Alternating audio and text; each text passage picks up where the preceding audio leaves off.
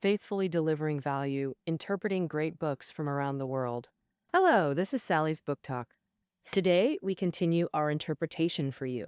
In the previous episode on the Wealth of Nations, we covered the first two books which discuss fundamental economic principles, how division of labor boosts industrial productivity and creates immense wealth. Wealth is distributed through three channels: rent, wages, and profits among social classes. To increase wealth, reduce luxury and non-productive consumption while investing in productive labor. Economic development correlates with division of labor sophistication, which depends on market size. Most European nations, being small, require international trade to sustain advanced division of labor. Now, the final three books of The Wealth of Nations. Applying earlier economic principles, they analyze international trade and its ripple effects. Europe's singular pursuit of trade surpluses turned global commerce into a zero-sum game, sparking frequent conflicts. Thus, European powers built mighty navies, waged wars for profit, and accumulated crippling government debts. How should these problems be resolved? We'll explore this through three practical questions. First, what's the relationship between international trade and a nation's overall economic growth? Second, why would a country implement self-harming trade policies? Third, how can national finances achieve balance? First, let's examine international trade's role in economic development. To answer this, we must understand trade's origins. By nature, essentials like food outweigh industrial goods. Domestic markets offer more stability than unpredictable international ones. Thus, agricultural investment precedes industrial, with surplus labor shifting only after food needs are met. Industrial goods first supply domestic demand. Only surpluses get exported. By this logic, merchants wouldn't produce or export goods rejected domestically, like harmful opium. Yet Britain developed opium trade despite its domestic absence, because Europe's economic models, distorted by intervention, defied natural laws. The core reason is politics. After the fall of the Roman Empire, European monarchs had weak power and heavily relied on noble support. Nobles helped kings fight wars and collected taxes for the government. So, in return, the king granted them most of the nation's agricultural land, turning nobles into landed lords. This is what historians call the feudal system. This system was highly detrimental to monarchical rule, because in an era before manufacturing rose, consuming wealth through necessities alone was very slow. No matter how extravagantly a noble wasted, he couldn't spend much on food. Grain prices were set by the income of the lower classes, so they couldn't get so high as to starve laborers. The surplus wealth nobles had was often used to win over people, maintain entourages, and even build private armies. Thus, it severely threatened monarchical rule. After division of labor and manufacturing developed, the merchant class in cities rose, clashing with landed lords who envied merchants' wealth. Merchants feared robbery by lords' private armies, so they formed a political alliance with monarchs who also feared lords seizing power. In countries with stronger lords, like Britain and France, monarchs supported merchants more vigorously. Merchants were allowed to set up local councils in cities, form militias and police to maintain order, and gained more influence over national policies. To expand their power and amass more wealth, the monarch-merchant alliance had to enlarge markets through international trade. Therefore, European foreign trade was a policy driven by governments and merchants, not following natural laws from domestic agricultural or industrial surpluses. On the other hand, landed lords tried various ways to keep wealth in rural areas. These landed lords and the opposing monarch-merchant alliance each found economic theories to back them, one called physiocracy and the other mercantilism. First, let's look at physiocracy, a theory influential in French academia then, which argued that agriculture is the only productive sector. All industrial labor was seen as unproductive. A nation's economic development depended solely on agriculture, not industry or international trade. Because in agricultural production, it's not just humans, but nature that contributes. Crops grow from sunlight, rainfall, and soil interactions, which is the source of grain's value. In contrast, industrial production relies entirely on humans for value creation, while laborers consume grain during production. Physiocratic theory claims these two factors cancel each other out. If a worker consumes $10 worth of grain daily, then all goods they produce in a day are only worth $10. Charging more makes one an unscrupulous merchant. As previously discussed in this book, labor is the sole measure of value. Physiocracy devalues industrial labor, claiming only human effort combined with nature creates value. This is clearly absurd. Through his European travels, Smith observed no nation's economy operated according to physiocratic theory. Now consider mercantilism, which has two core assumptions. First, wealth consists of gold and silver. Second, trade surplus is the primary means to acquire them. Thus, a nation's economic development depends solely on international trade, with industry and agriculture ultimately serving to expand trade surpluses by exporting more while importing less to accumulate foreign gold and silver. If physiocracy underestimated international trade, mercantilism overestimated its importance. Smith noted that most European nations, including Britain, practiced mercantilism, causing widespread resentment and conflict. International trade involves at least two parties. Where there's a surplus nation, there must be a deficit nation.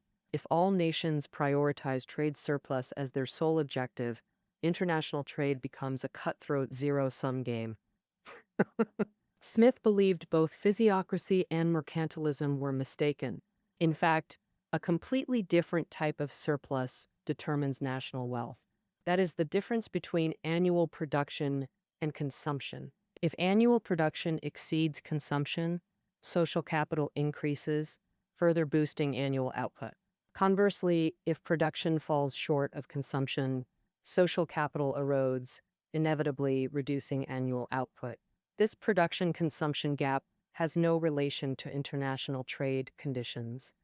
Even a nation with chronic trade deficits can develop through this production-consumption surplus. A striking example is Britain's North American colonies, which consistently ran trade deficits.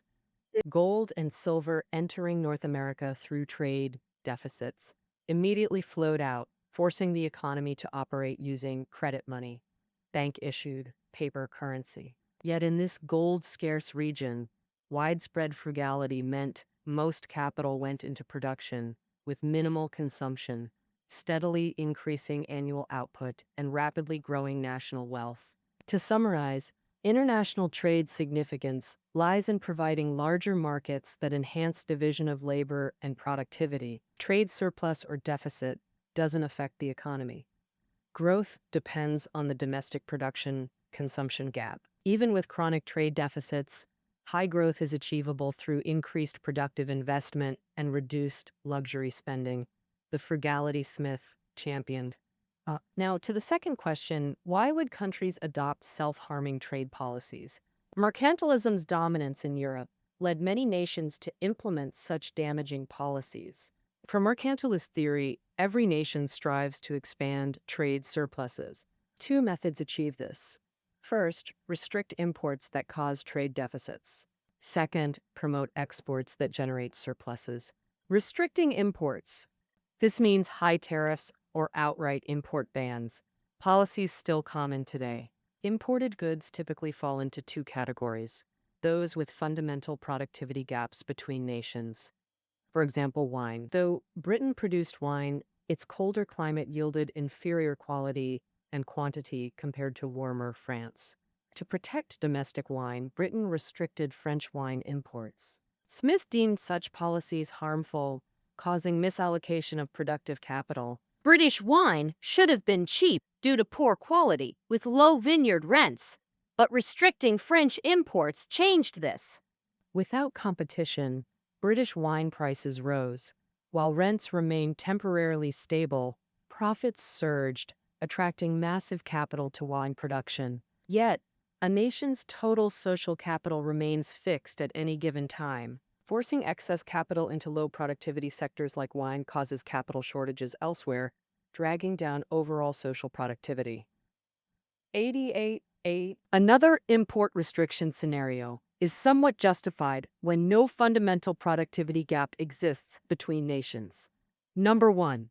But when domestic taxes create price advantages for untaxed imports, Smith argued that tariffs could then be raised to match domestic goods' total tax burden during production and distribution.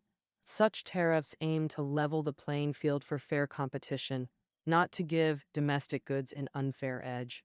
Special industries also exist, particularly defense-related sectors. At the time, shipbuilding required import restrictions to protect domestic capacity. Though this reduces overall productivity, national security clearly takes precedence.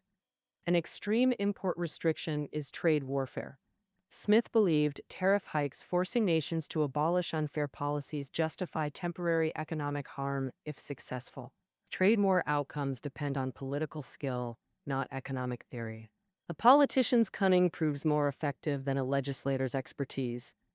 Thus, Smith advised entrusting trade wars entirely to politicians if waged. Avoid complex parliamentary debates. Export encouragement includes tax rebates and export bounties. Regarding export bounties, like high tariffs, bounties overallocate capital to low productivity sectors, starving other industries and reducing overall productivity. As for tax rebates, Smith considered them fundamentally sound but often misapplied. Rebates were meant to encourage carrying trade, importing goods from country B to export unchanged to country C. Essentially, carrying trade isn't import or export but transit services. Britain's tobacco trade at the time operated this way. Tobacco was mostly grown in American colonies, with Britain importing it from colonies before selling to other European countries. When exporting tobacco from Britain, most tariffs collected during import were refunded to merchants, keeping only a portion as transit fees. Without rebates, carrying trade would shift to countries offering them, causing British customs to lose this transit revenue. But in reality, combining rebates with British merchants' colonial monopoly created an irrational policy. The irrationality lay in Britain's colonial trade monopoly. Colonial goods could only be sold to Britain, not other nations. Even without rebates, colonial tobacco had to transit through Britain by law. British tobacco merchants' profits came from monopoly power. Without competition, they bought tobacco from North American colonies at very low prices. Such profits already violated market principles, yet the government gave them additional rebates. This further inflated the sector's unreasonable high profit margins, causing excessive capital inflow into colonial trade, starving other industries, and reducing overall productivity. The book analogized British colonial trade to an overinflated artery. Most capital flowed there. If blocked, say by colonial independence severing trade, Britain's economy would plunge into chaos. Smith bluntly wrote that European nations expanding overseas colonies didn't know what they truly wanted, acting instead from delusion and injustice. Delusion meant mistakenly believing colonies held abundant gold and silver. Injustice meant planning to seize such gold and silver from natives through banditry. After natives were exterminated, Britain's North American colonization lost its purpose. Under mercantilism, Britain then treated North America as a trade surplus source, imposing monopolies to import raw materials cheaply and export manufactures dearly, benefiting select merchants. But for Britain's overall economy, this trade was unprofitable. As mentioned earlier, promoting economic development, first, improve labor productivity, second, increase the turnover speed of circulating capital. Britain and North American colonies were distant. Goods took 3 years for a round trip, making capital turnover in their trade extremely slow. In contrast, trade between Britain and France could make 4 to 6 round trips annually. Yet, At that time, Britain had a trade deficit with France. Pursuing surplus, Britain cut trade with France while vastly expanding with North America. This inefficient approach hurt capital turnover in both regions, and British merchants' trade monopoly further hampered North American development. Ooh. Whoa. When colonists realized this, they sought ways to eliminate this burden. The Wealth of Nations was published in 1776. That same year, on July 4th, North America witnessed a pivotal event. The Continental Congress adopted the Declaration of Independence, proclaiming separation from British rule and establishing the United States of America. While writing, Smith hadn't witnessed U.S. independence, yet his analysis of North American colonies proved remarkably prescient. Given mercantilism's numerous negative impacts on economic development, why did governments persistently cling to it? This requires analyzing the three social classes, landlords, merchants, and laborers, to see who benefited from these policies and who dominated government decisions. First, laborers' income only rises with sustained economic growth and productivity gains. Mercantilist policies reducing productivity also harm laborers, so they wouldn't support such policies. Second, landlords' income comes from rent, which correlates with overall economic growth. Thus, mercantilism doesn't serve their interests either. Third, merchants are the most unique class. Their interests often run counter to overall economic growth trends. For merchants, what matters most isn't absolute profit, but profit margin, because a significant portion of their capital is borrowed, requiring interest payments. If profit margins fall below interest rates, they lose money, and an industry's profit margin declines as laborers' wages rise. During peak prosperity, productive investment abounds. Land and laborers are in short supply. Only merchants are oversupplied. Though collective wealth grows, individual merchants' profit margins hit their lowest. Based on Smith's observations, when merchants publicly complain about poor economic conditions, it often signals rapid national economic growth. Thus, mercantilist policies only benefit one group, the merchants. So, who determines trade policies? Laborers have no voice. Major landowners and merchants control national policy.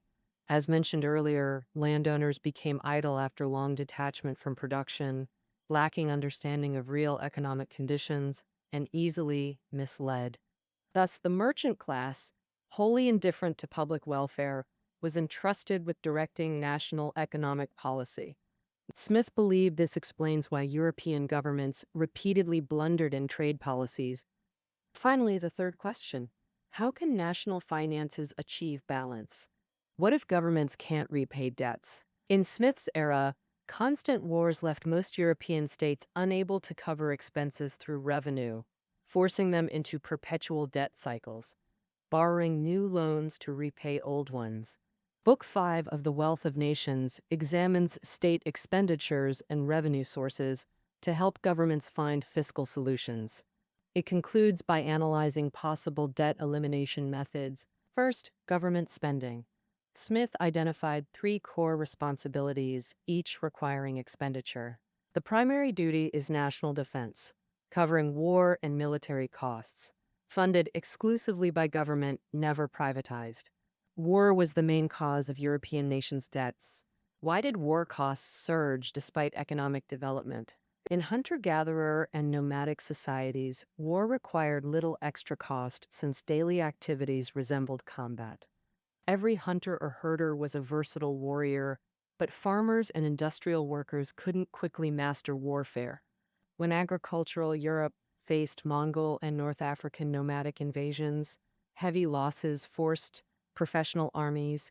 Once militarization professionalized, it developed specialized divisions, like manufacturing. Beyond soldiers and officers, military industries emerged: gunpowder, firearms, requiring larger markets for high-level specialization. The military market has one consumer: government. To expand this market, governments must perpetually increase military spending. So, the sharp increase in defense spending is actually a product of social division of labor. The government's second major responsibility is protecting citizens' legitimate rights, preventing mutual oppression. In developed economies, governments mainly fulfill this through judicial systems. In Britain then, judicial and executive powers were gradually separating. Smith considered this beneficial for ensuring justice free from political influence. In such cases, direct government payment of judicial expenses was inappropriate. But since laws protect public interest, letting litigants determine judges' income invites bribery and corruption. A reasonable approach. Have litigants' fees held by a treasury before verdict, then paid to judges afterward.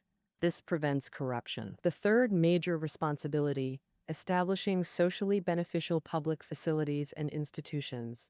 This responsibility has two components. First, construction and maintenance of public infrastructure like roads, bridges, canals, and harbors. Smith noted China's Qing government's centrally funded road and waterway maintenance. Well, he attributed this to Qing revenue coming directly from land taxes and rents, incentivizing such investments, whereas Britain's minimal land rent revenue made central government uninterested in infrastructure, mostly delegating to private entities. This approach had some logic.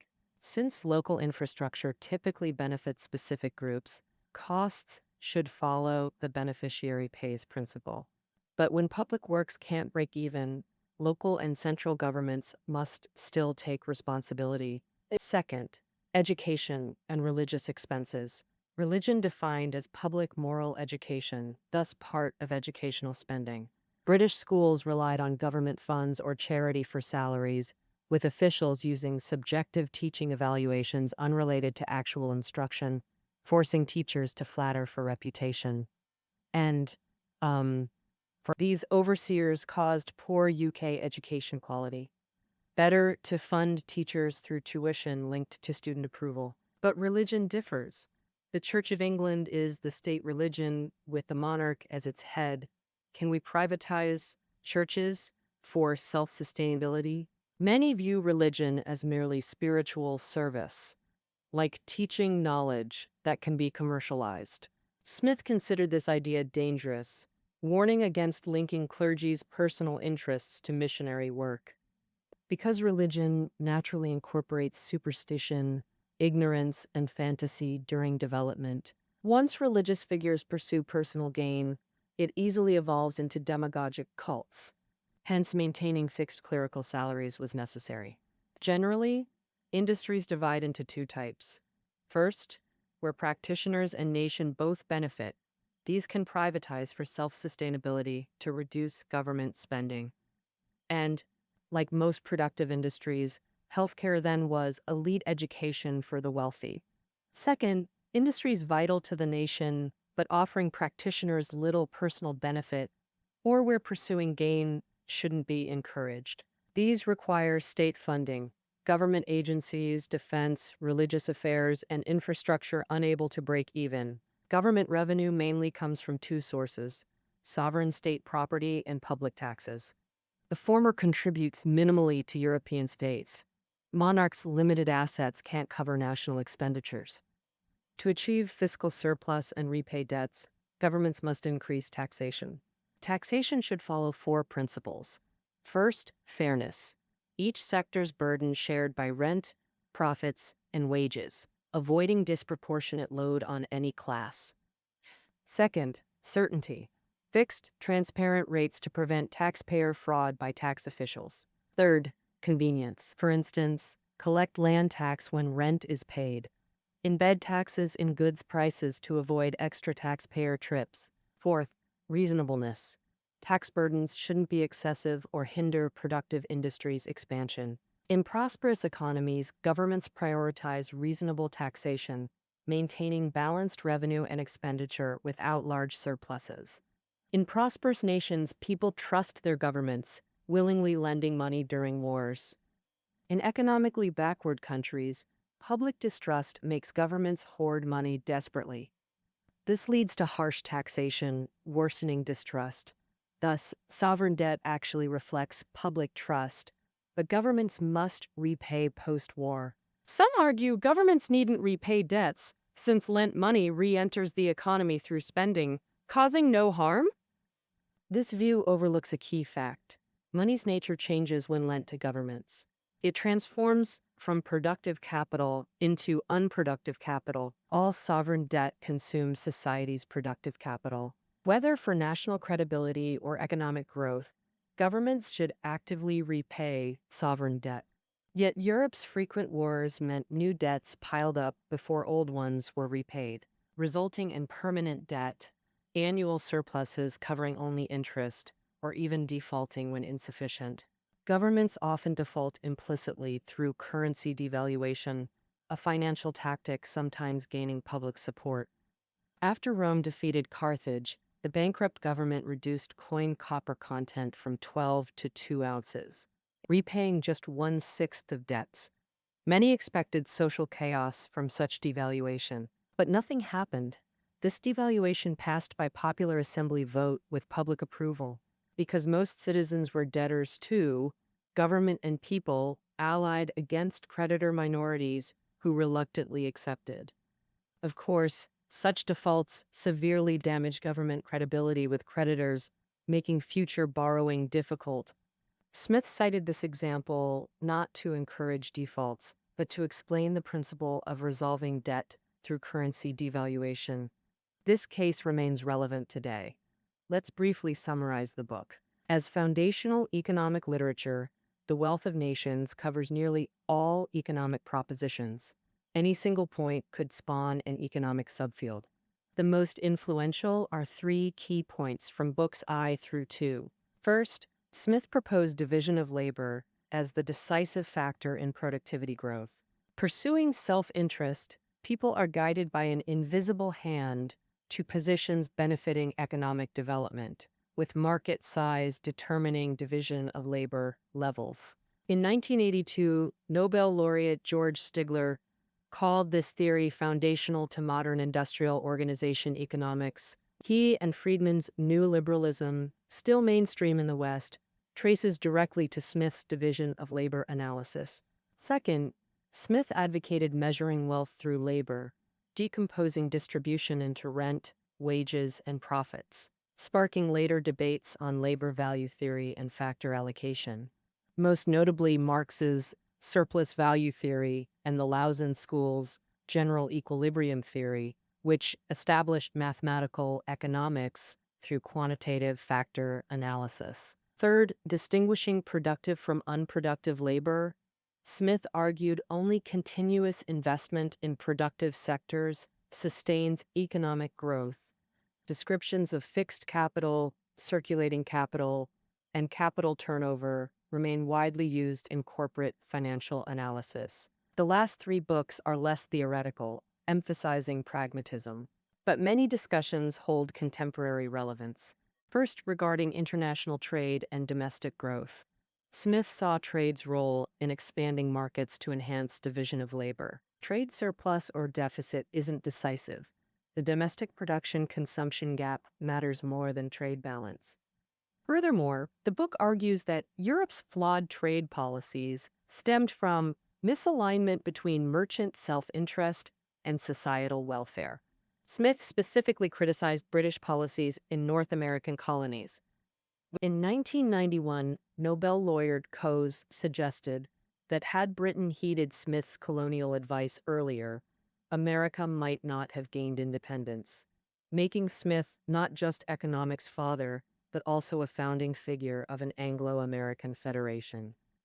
Third, the book analyzes government revenue and expenditures, offering solutions to Europe's worsening sovereign debt crisis. Original technical analyses on bond issuance or repayment differ significantly from modern finance, so we'll skip detailed discussion. Crucially, Smith advocated active debt repayment, arguing excessive public debt erodes productive capital and jeopardizes the national economy's future. All right, that's our interpretation of The Wealth of Nations. Show notes are below the audio. See you next time.